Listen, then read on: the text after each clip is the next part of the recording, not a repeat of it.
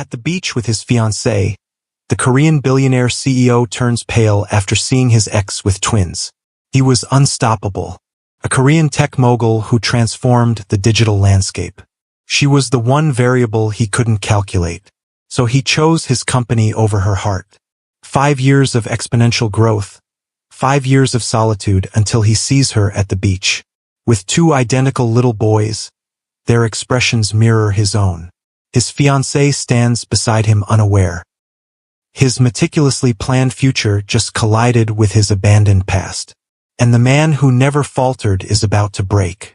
This is the story of the billionaire who sacrificed love and the woman who raised his legacy alone. Welcome to a love that never computed. It just waited. Hey everyone, I'm back with another heart-stopping Afro-Korean love story that's guaranteed to leave you breathless. Before we dive into this billionaire CEO's shocking discovery, tap that like button if you're a fan of dramatic family reunions. I see you out there watching. Drop a comment with your country so our global family can connect in the thread. And if you're new here, hit subscribe and ring the notification bell so you don't miss the next twist in this unforgettable series. Alright, let's step back into the story. The Jeju Island beach glittered like diamonds had been scattered across its pristine white sand. Jinwoo Park moved across it like he owned every grain beneath his feet, because in many ways he did. Not the beach itself, but the exclusive resort that framed it. The security detail that kept paparazzi at bay. The invisible bubble of privilege that separated him from the ordinary. At 34, he'd mastered the art of power. His company, Neurosphere, had revolutionized artificial intelligence in ways that made competitors weep. His algorithms predicted human behavior with terrifying accuracy. His wealth had long since exceeded the billions. The stock market trembled at his tweets. And yet, as he walked along that perfect beach, his fiancée Elise draped on his arm like the latest luxury accessory, he couldn't help but check his smartwatch. 5 notifications. 3 urgent emails. A market fluctuation in Singapore that needed his attention. Even in paradise, Jinwoo remained tethered to the empire he'd built. Elise didn't seem to mind. She was busy documenting their vacation for her 3 million followers, the perfect influencer fiancé for a tech titan. Her white bikini strategically revealed just enough skin to trend on social media without appearing tasteless. The diamond on her finger caught the sunlight, its 5 carats perfectly aligned with her brand partnerships. Their upcoming wedding had already secured exclusive coverage with 3 major publications. Everything was perfect. Everything was exactly as he had calculated it should be, until he saw her, near the water's edge, partially obscured by a colorful beach umbrella. A woman sat watching 2 small boys building an elaborate sandcastle. Her silhouette impossibly familiar. Same curve of her shoulders, same way she tilted her head slightly to the right when she was thinking. Strong but soft, like someone who had learned to carry the world without complaint. Jinwoo's heart stopped before his brain could process why. Maya. 5 years evaporated in an instant. He was 29 again, standing in her apartment at 4 a.m., watching her sleep for the last time. He'd kissed her forehead, told her he was sorry. Left before sunrise because the venture capital offer from Elise's father meant global expansion, meant leaving Korea, meant choosing the company over everything else. He'd convinced himself it was for the best, that Maya would find someone who could give her the stability she deserved. That love was a luxury tech geniuses couldn't afford when standing on the precipice of changing the world. He'd chosen the empire. He'd walked away from the only person who had ever understood both his brilliance and his broken places. And he'd never looked back. Couldn't, because looking back meant admitting he'd made a mistake. Jinwoo Park didn't make mistakes. His code was perfect. His business strategies were flawless. His life was a carefully optimized algorithm. But now she was 50 feet away. And she wasn't alone. 2 little boys surrounded her, identical down to their serious expressions as they worked on their sandcastle. They couldn't be more than 4 years old. Their dark hair fell across their foreheads in the exact same way as they concentrated on their creation. One boy, slightly taller perhaps, kept rebuilding a wall that kept collapsing. his frustrated expression, the way his eyebrows furrowed and his lips pressed together in determination. Jinwoo's entire body went cold. That was his expression. His exact expression when code wouldn't compile correctly. The same look he'd had in every childhood photo when a puzzle piece wouldn't fit. It was like looking into a mirror reflecting the past. The champagne flute he'd been holding shattered on the sand. Elise turned, startled by the sound, but Jinwoo couldn't hear her questions. The world had collapsed into a single impossible truth. He had sons. 2 of them, and he'd never known they existed. His feet moved before his brain could form a coherent thought. Elise's hand slipped from his arm as he walked toward the umbrella, toward Maya, toward the 2 boys who were now looking up at the sound of breaking glass.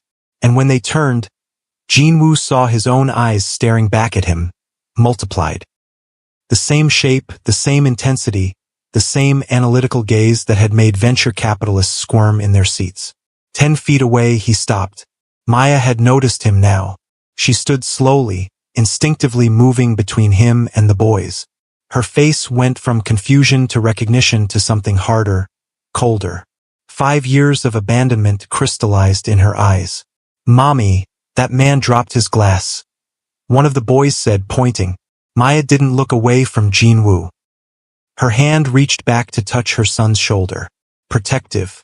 Fierce. "Yes, he did," she said quietly.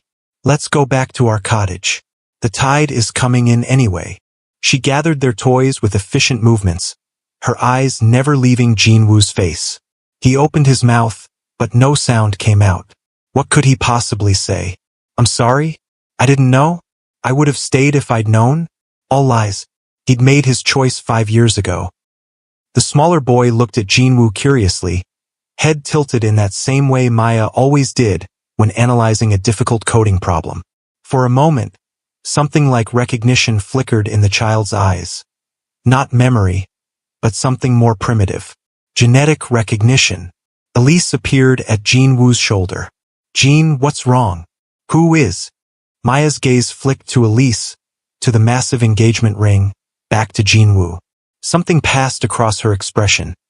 Pain, resignation, determination. Then she smiled. Not at him, but at her sons. "Come on, my brilliant boys. Race you back to the cottage." The twins took off running across the sand, their little legs pumping furiously as they laughed. Maya gave Jinwoo one last look. A look that contained 5 years of struggle, of pain, of building something beautiful from his abandonment, then turned and walked away.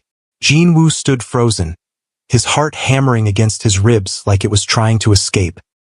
He'd faced down corporate rivals, survived 3 hostile takeover attempts, built a technological empire on calculation and control. But watching Maya walk away with his children, that broke something fundamental inside him. "Jean, who was that woman?" Elisa's voice was sharp now, cutting through the roaring in his ears. "And why do those children look like you?" He couldn't answer. Because the tech genius who abandoned love 5 years ago had just realized what his perfect algorithm had cost him. And the billionaire who never made mistakes was about to fall to his knees in the sand. Wow. Can you believe Jinwoo just walked away from true love for his company? If you're feeling emotional right now, smash that like button. And I see we have viewers from all over joining us. Drop your country's flag in the comments so I can see where my amazing audience is from. If you're enjoying this story, make sure you're subscribed because next week, I'm sharing another incredible story you won't want to miss. Now, let's see what happens when Jinwoo confronts Maya. Jinwoo didn't remember leaving the beach.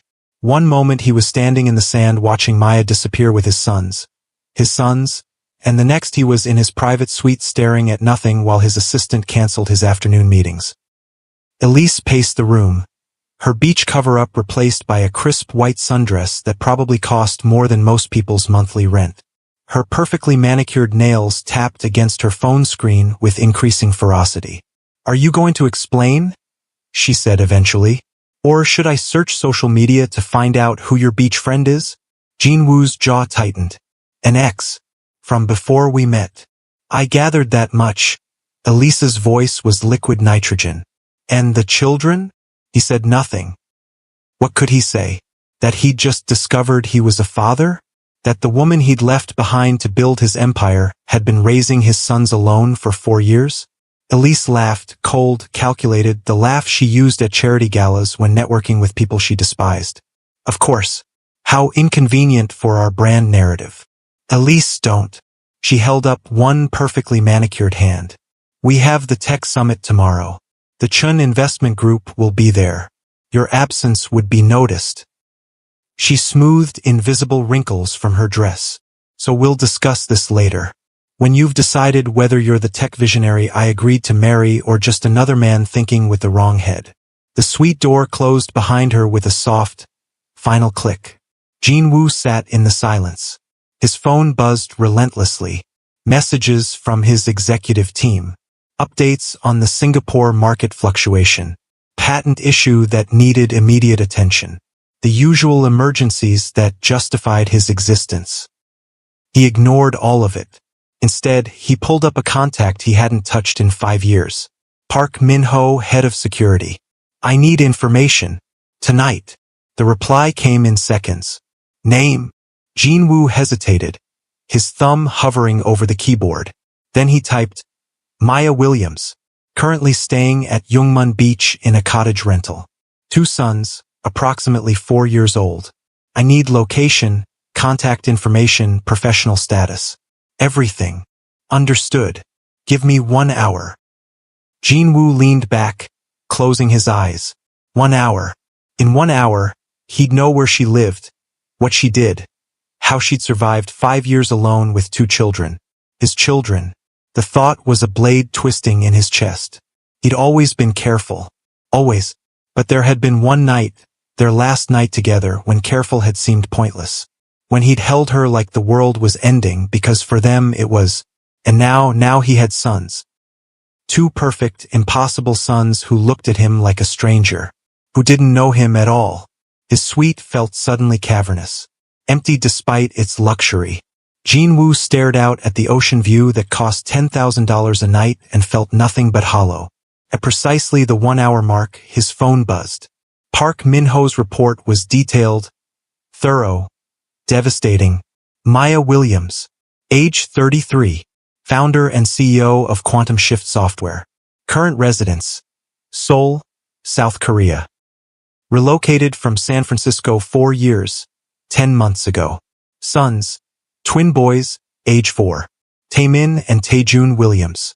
Birth certificates list mother only, no father registered. Company valuation, $220 million. Last funding round closed 6 months ago, $50 million. No criminal record. No debt. No current romantic affiliations. Additional notes. Jeju Island vacation appears unplanned. Booked cottage 3 days ago. Return flight to Seoul scheduled for tomorrow evening. Jinwoo read it 3 times. Quantum Shift Software. She'd built her own company, valued at $220 million. She'd gone back to Korea, his Korea, after he'd left for Silicon Valley. For nearly 5 years, she'd been raising his sons in the same country where his family still lived. And she'd never asked him for a damn thing. No child support, no demands, no public accusations. Just silence. He didn't know whether to admire her or break something. His phone buzzed again. A message from an unknown number. Beach. Sunrise. Come alone. His heart nearly stopped. It was her. He didn't question how she got his number. Maya had always been brilliant, the kind of mind that could hack a system just to prove it was possible. He typed back immediately, I'll be there. No reply. Jinwoo sat in the darkness until morning, watching the moon's reflection on the ocean. Tomorrow he'd face her. Tomorrow he'd learn about his sons. Tomorrow the tech genius who'd walked away from love would have to explain why he deserved a second chance. And he had absolutely no idea what to say. The beach at sunrise was nearly deserted. A few early joggers, a couple doing yoga near the water's edge, an old man walking his dog. The kind of ordinary, peaceful world Jinwoo had stopped noticing years ago. He arrived early, alone as requested. No security, no assistant, no Elise. Just him and the weight of 5 years' worth of consequences. She was already there, sitting on the sand near where the boys had been building their sandcastle. The structure was still there, surprisingly intact despite the evening tide. For towers, connected walls, even a small moat. His sons had engineering minds. His sons. The thought still felt impossible. Maya didn't turn as he approached, though he knew she sensed him. She'd always had an awareness about her, an ability to feel his presence before he announced it. "Your security team needs better encryption protocols," she said when he was 10 feet away. Her voice, God, her voice. Still the same warm alto that had talked him through coding problems at 3 a.m. That had whispered theories about quantum computing while tangled in his sheets. That had told him she loved him when he least deserved to hear it. "I'll fire the entire department tomorrow," he said, meaning it. "Don't. I'd have gotten through regardless." She turned then, and the full force of her gaze hit him like a physical blow. 5 years hadn't diminished her. If anything, she'd grown more beautiful, sharper, stronger. The softness he remembered was still there, but layered now with something harder. Motherhood, he realized. Survival. "Sit," she said. Not a request. Command. He obeyed, keeping a careful distance between them. For a long moment, neither spoke. The waves crashed against the shore, indifferent. Finally, Maya exhaled. "Why are you here, Jinwoo?" "You asked me to come. I meant on Jeju, to this resort. In my life again." Her eyes were steady, unreadable. The eyes of a CEO now, not just the passionate coder he remembered. Business summit. Tech industry leaders. "I didn't know." He stopped. "I saw them. And they're mine." She laughed, sharp and bitter. "Now you notice." "Maya." She held up a hand. "Don't you dare act like this is some tragic revelation. You knew there was a chance. That last night we both knew. And you still left." "I had to. You chose to." Her voice cracked slightly. "There's a difference." Silence stretched between them, filled only by the sound of waves. Jinwoo's hands curled into fists against his thighs. "If I'd known." "You would have what? Stayed? Built a nursery between your investor meetings? Scheduled fatherhood into your optimization algorithm?" She shook her head. "You chose your company. I'm not even angry about that anymore.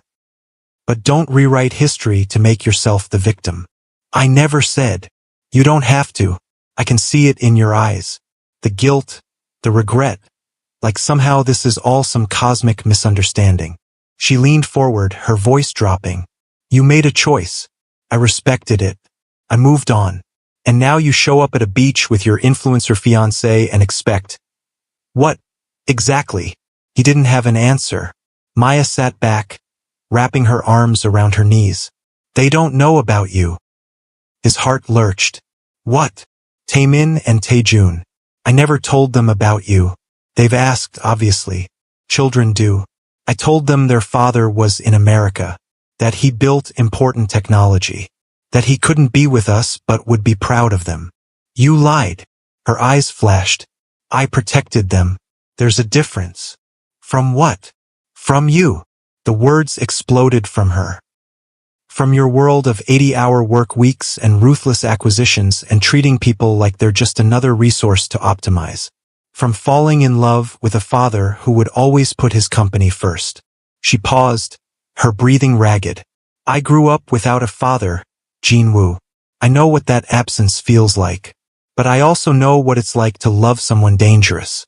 And I won't let my sons live with that kind of heartbreak. They're my sons too. Biologically, yes. But you don't get to waltz in after 4 years and claim fatherhood like it's another company you've acquired. You have to earn it. Then let me." She stared at him, searching his face for something. Sincerity. Proof. He didn't know. "Why?" she asked finally. "Why now? You have a life. A fiancé. An empire. Why complicate it?" "Because they're mine." "That's not enough." "Because..." He stopped, the words catching in his throat. Maya waited. Jinwoo exhaled, forcing himself to meet her eyes. "Because when I saw them, I saw everything I gave up. Everything I convinced myself didn't matter. And I realized I've been lying to myself. About what? About being able to live without you. The words hung between them, raw and honest. Maya's expression didn't change. You're engaged. I know. So what are you asking for? A chance to know them. To be something. Anything. She looked away, toward the sandcastle their sons had built. They're happy, Jinwoo. Safe. Loved. I've built a life for them, and I won't let you destroy that because you're having a midlife crisis at 34. I'm not. Then what? You'll fly in once a month? Play weekend dad between board meetings? Show them your cool office before jetting off to close another acquisition. She shook her head. I won't do that to them. I would never. You already did. Her voice was soft now. Sad. You chose that world over me, over us, and that's fine. But don't ask me to let you choose them now just because it's convenient. Jinwoo's throat burned. She was right. She was absolutely, devastatingly right.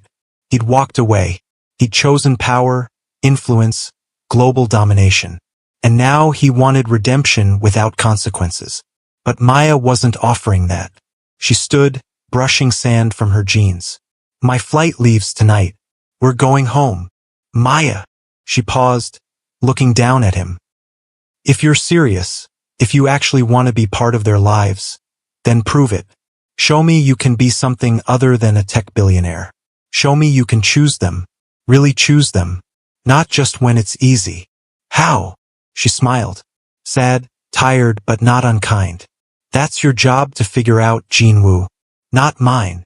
And then she walked away again. Jinwoo sat alone on the beach, watching her disappear into the morning light. The tech genius who never failed.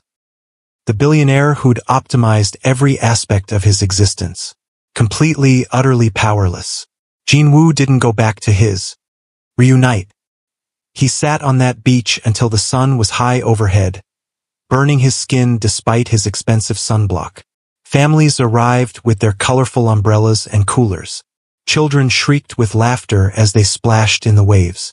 The world kept spinning, indifferent to the fact that his had just stopped. Show me you can choose them. Really choose them. Maya's words echoed in his head like an indictment. His phone buzzed relentlessly.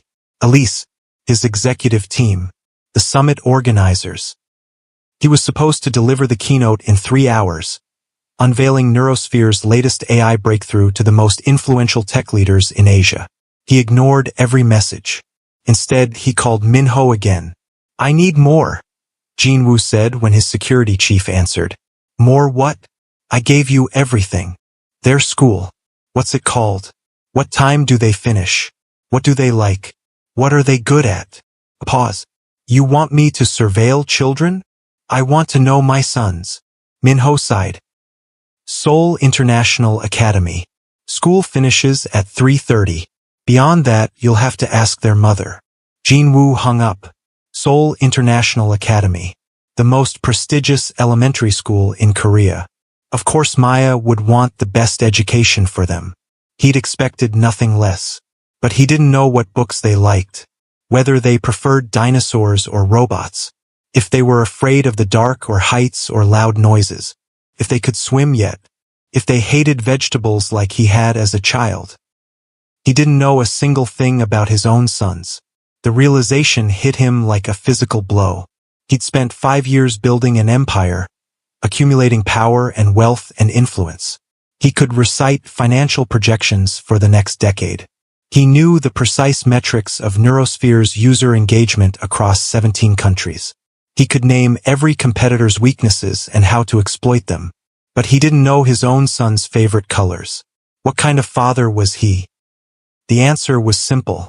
He wasn't one at all. His phone rang again. Elise. This time he answered. Where are you? Her voice was frost. The summit starts in 90 minutes. The entire industry is waiting. I'm not coming. Silence. Then, excuse me. I need time to think. To think. She laughed, humorless. About what? Your ex-girlfriend and her convenient reproduction story. They're my children, Elise. So she says. The words dripped acid. Have you done a paternity test? Or are you just taking her word for it? The question should have angered him. Instead, it just made him tired. I saw their faces, he said quietly. I don't need a test. How romantic. Her tone shifted, became almost seductive. Jean, darling, I understand this is a shock, but we've worked too hard to let this derail everything. Come back to the suite. We'll figure this out. Maybe a financial arrangement. Stop. The word came out harsher than he intended. They're not a problem to solve. They're children. My children. Another silence, longer this time. When Elise spoke again, her voice had changed. Softer, more dangerous. You're making a mistake, Jinwoo. This industry doesn't forgive sentimentality. Your competitors will see this as weakness. They'll come for you. Let them. And the woman? The children? You think your world won't touch them?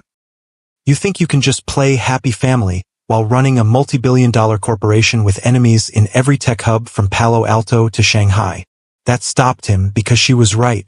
His world didn't allow for softness, for vulnerability, for love. Every person he'd ever cared about had become a potential pressure point. His mother, manipulated by rivals until she'd fled back to Korea. His younger sister, whose college admission had been threatened during a particularly vicious corporate battle. Love, in his world, was a weapon, and Maya had already proven she was smart enough to stay away from it. I have to go, he said. Jinwoo, if you walk away from this summit, our engagement is over. He paused, then said the most honest thing he'd said in 5 years. I know. He hung up. For a long time he just sat there watching families enjoy the beach. Two paths stretched before him, impossibly divergent. One led back to his suite, to the summit, to Elise and Neurosphere and the carefully cultivated image of tech visionary that kept investors happy and stock prices high. To safety, to control, to the life he'd sacrificed everything to build. The other led to Maya, to Taemin and Taejun, to two little boys with his eyes and Maya's smile, to a chance at something real, something human. But that path had no guarantees, no protection, just hope. And hope, in his experience, got people crushed.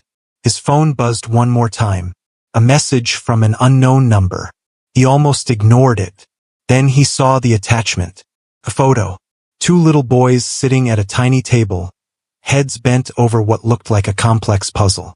Their faces were serious, identical in their concentration. One wore a blue t-shirt, the other green, the only way to tell them apart in the image. Below the photo, a single line of text, Taemin and Taejun. In case you were wondering which is which, Taemin is in blue. He's older by 7 minutes and never lets his brother forget it. Jinwoo's vision blurred. Taemin and Taejun. His sons had names. They did puzzles. They wore different colored shirts so people could tell them apart. One was 7 minutes older and proud of it. Maya could have kept this from him. Could have boarded that plane and disappeared back into her life in Seoul, never giving him another chance. She owed him nothing. Less than nothing. But she'd sent this. A thread, thin and fragile, but a thread nonetheless. He stared at the photo until his vision cleared, memorizing every detail. The way Taemin's head tilted slightly to the left. The way Taejun's fingers splayed across the puzzle pieces. The serious set of their identical mouths. His sons. His sons. The choice suddenly didn't feel like a choice at all. Jinwoo stood, pocketing his phone. The ocean stretched out before him, vast and infinite. He'd built an empire on impossible decisions, on choosing power over people, on sacrificing everything soft and good for the sake of his vision. But standing here now, looking at those two serious little faces, he realized something. An empire without love wasn't power. It was just a prettier kind of prison, and he'd been locked inside it for 5 years too long. He pulled up his assistant's number. Cancel everything. The summit. The meetings. All of it. Book me on the next flight to Seoul. Mr. Park, the investors. I don't care. Family emergency. Tell them I'll reschedule when I can. Sir, is everything okay? Jinwoo looked out at the ocean one last time. It will be. Oh my goodness. Jinwoo is about to meet his sons for the first time. This moment deserves a like if you're emotionally invested. I'm curious. Comment below if you think Jinwoo should choose his company or his family. I read all your comments. And if you're enjoying this storytelling journey, please subscribe for more emotional stories that will keep you on the edge of your seat. Okay, now let's see how these adorable twins react to meeting their father. Seoul in autumn was a riot of color. The trees in Namsan Park blazed with reds and golds, a stark contrast to the steel and glass skyscrapers that dominated the skyline. Jinwoo had forgotten how beautiful his homeland could be, how the air smelled different here, how the rhythm of the city matched his heartbeat in ways Silicon Valley never could. For 2 weeks, he'd been living in a service department in Gangnam, close enough to Maya's office building that he might accidentally on purpose cross her path. Not stalking, he wasn't that far gone, but making himself available, visible, present. Every morning at precisely 7:30 a.m., he would arrive at her favorite coffee shop. The information courtesy of Minho, who had finally stopped protesting these surveillance requests. He would order 2 Americanos, one black for himself, one with a splash of cream for her, the way she'd always taken it, and sit at a table near the window. Sometimes she came in. Most days she didn't. On day 3, she'd spotted him through the window and walked right past. Her expression a mixture of annoyance and something else. Something almost like curiosity. On day 5, she'd entered, seen him, and walked straight to his table. "Are you going to do this every day?" she'd asked, not bothering with pleasantries. Yes. No hesitation. No explanation. She'd stared at him for a long moment, then taken the coffee he offered. "This doesn't mean anything. I know. You can't just walk back into my life because you suddenly decided fatherhood might be interesting. I know that too. Then why are you here, Jinwoo? Really?" He'd looked at her then, really looked, taking in the subtle changes 5 years had wrought. The fine lines at the corners of her eyes, the new confidence in her posture, the wedding ring conspicuously absent from her left hand. "Because I've spent the last 5 years optimizing algorithms, maximizing profits, and building the perfect life on paper." He'd paused, choosing his words carefully. "And I've never been more miserable." She'd rolled her eyes. "Poor little rich boy. I deserve that." "You deserve worse." But she'd sipped the coffee, grabbed a napkin, written something on it. 2 weeks. If you're serious about meeting them, really meeting them, not just satisfying your curiosity, then prove it. Come to this address tomorrow. 3 p.m. Don't be late. The address had turned out to be a small, nondescript building in Itaewon. Inside, a community center where underprivileged children learned coding basics. For 3 hours, Jinwoo had sat beside elementary school students, helping them with simple programs, answering questions, watching their eyes light up when they made something work.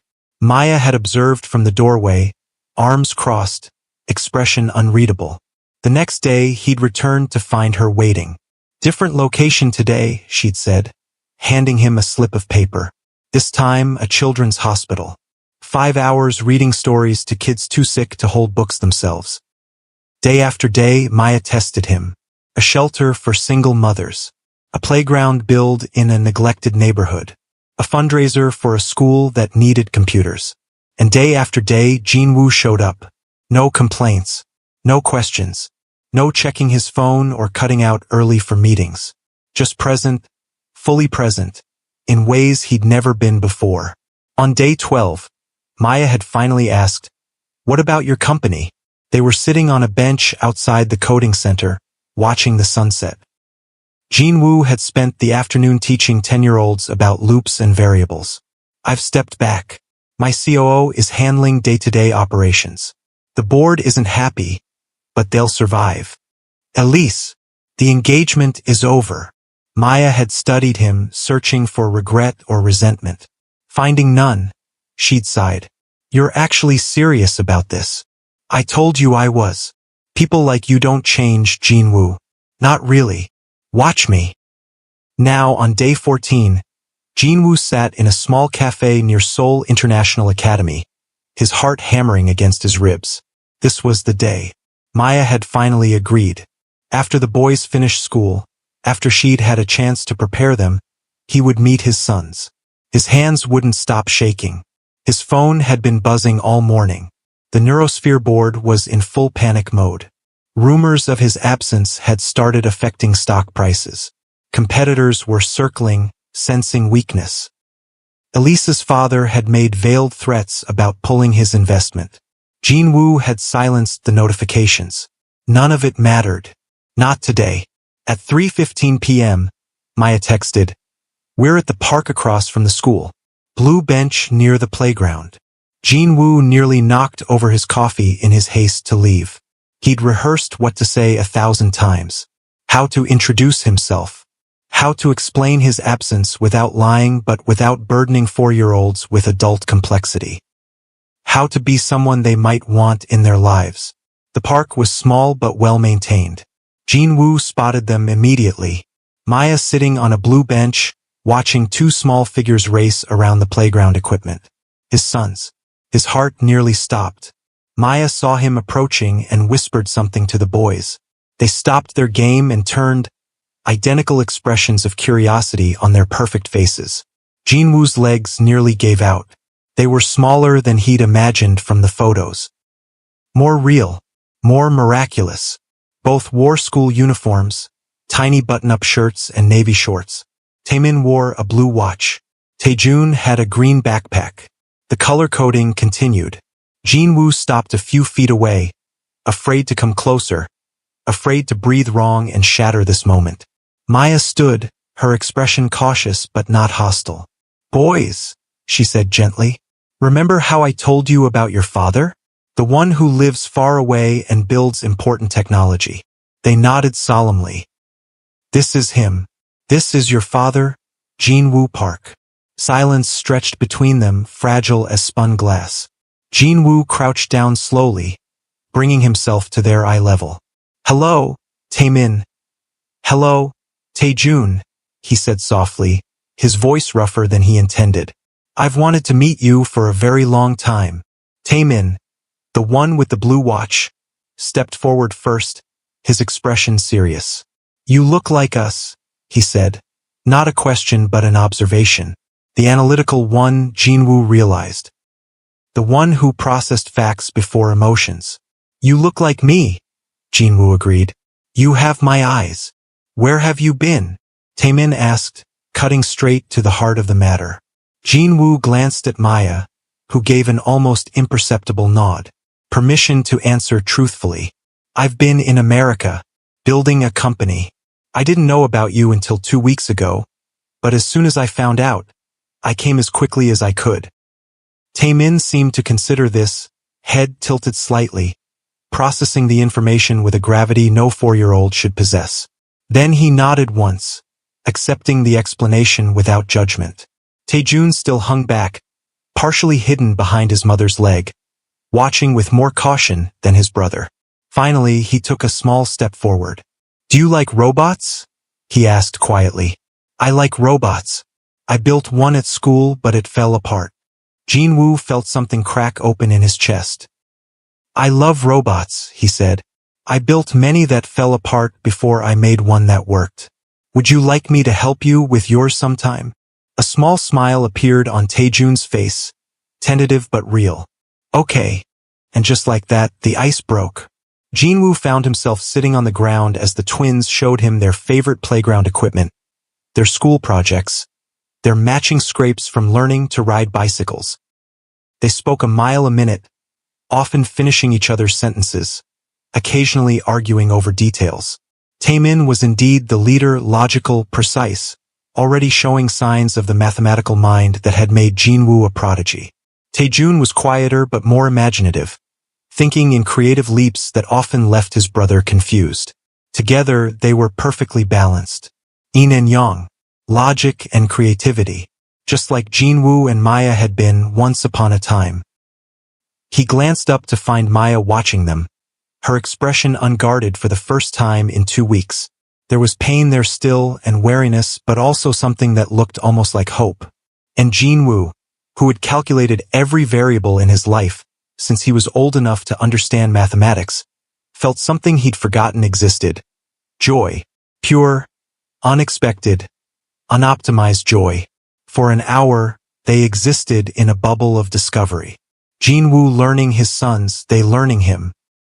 Maya observing, occasionally translating when excitement made the boys lapse into rapid-fire Korean that Jinwoo's rusty fluency couldn't quite catch. It was Taemin who finally asked the question Jinwoo had been dreading. "Are you going back to America now?" The playground fell silent. Even Taejun stopped mid-sentence about his robot designs. Jinwoo looked at Maya, then back at his sons. "No," he said firmly. "I'm staying in Seoul. I want to spend more time with you if that's okay. If your mother agrees, and if you want me to. Like on weekends?" Taejun asked. "At first, maybe. And then we'll see." "Will you teach me coding?" Taemin asked. "Mom says I'm too young, but I'm not. I can do it." Jinwoo smiled. "If your mother says it's okay, then yes, I'd love to teach you.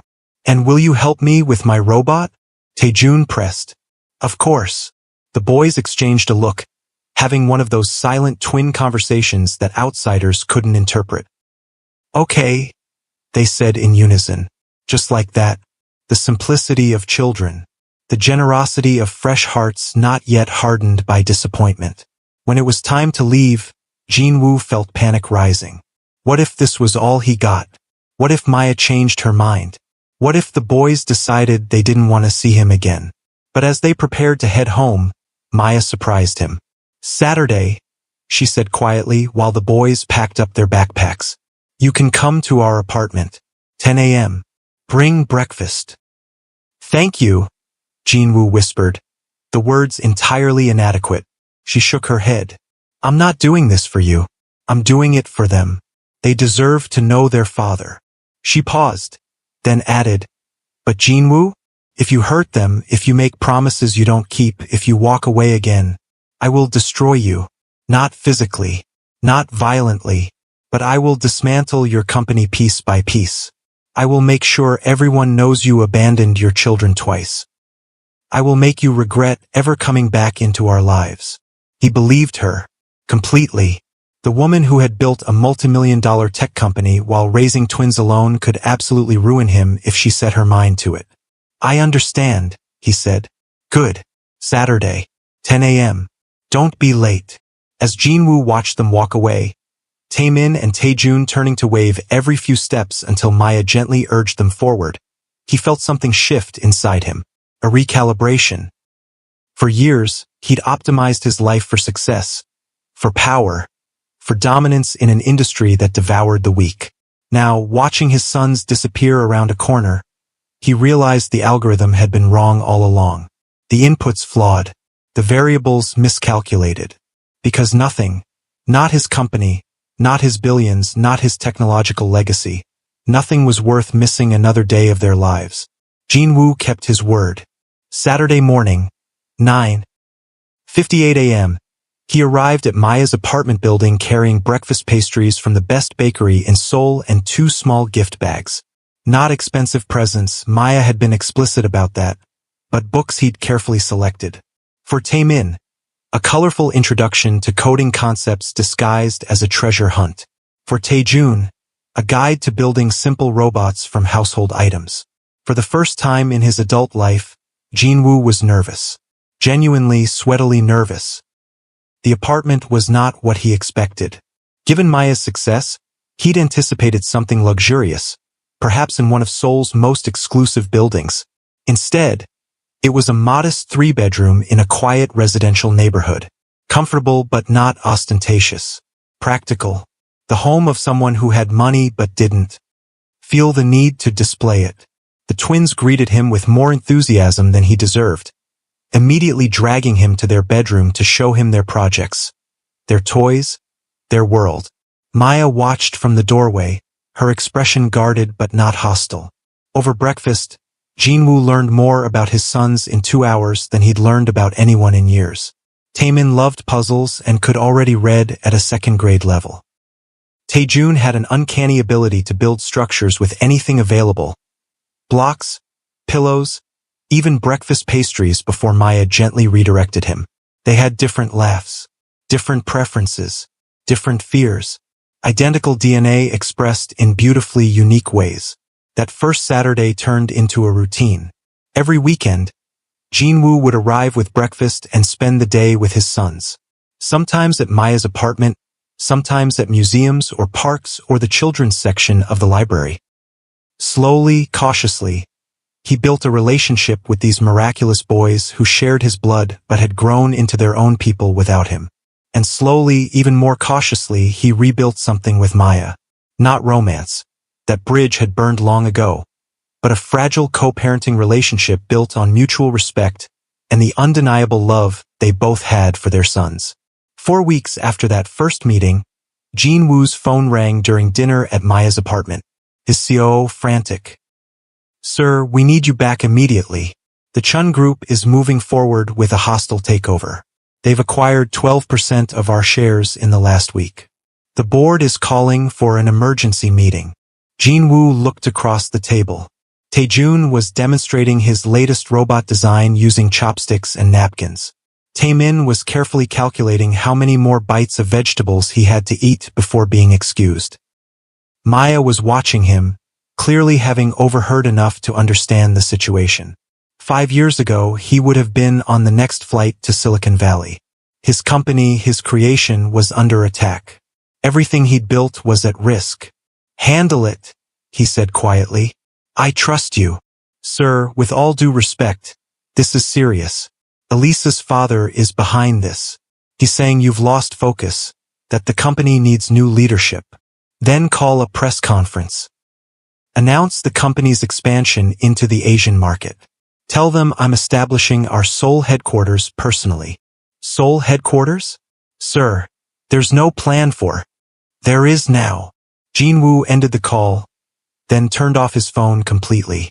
Maya raised an eyebrow. "Trouble at the Empire? Nothing important." She studied him for a long moment, then shook her head slightly. "You're actually doing this. You're actually choosing them. I told you I would."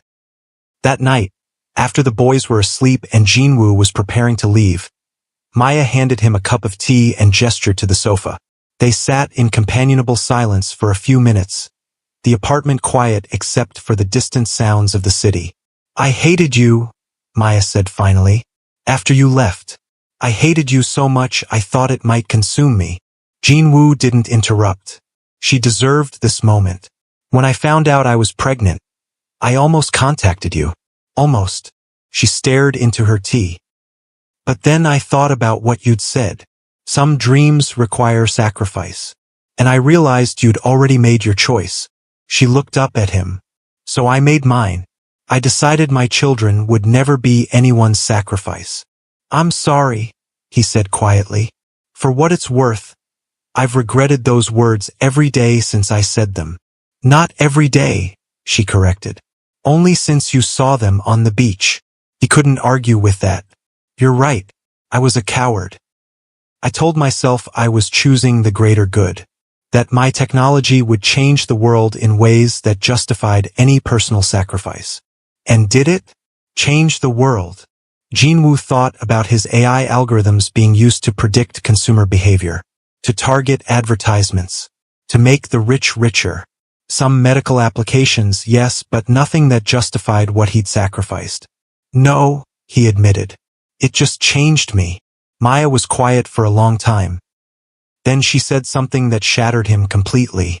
"They ask about you, before, when they were younger, why other kids had daddies and they didn't. I never told them you chose to leave. I never wanted them to think they weren't enough."